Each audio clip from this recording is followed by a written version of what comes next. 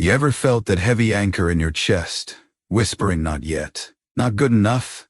That's fear, disguised as caution, keeping you from the extraordinary life you deserve. Think of a tiny sapling pushing through concrete. It doesn't wait for ideal conditions. It just grows, because its purpose is stronger than its obstacle. We all stumble, face rejection, or hit rock bottom. I've been there, staring at a closed door, convinced my journey was over. But just like Rosa Parks refused to give up her seat, true courage isn't the absence of fear, but the conviction that something else is more important. What incredible dream are you delaying?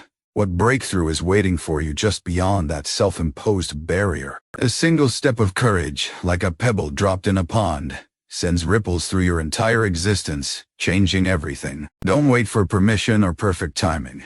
The time to be brave, to take that messy, uncertain leap, is always now. So, choose one thing, one small, terrifying step you've been putting off, and take it today. Because when you unlock your potential, you don't just transform your life. You inspire every soul around you to rise. Break free from the chains of what if and let your what now become the roar that shakes the world.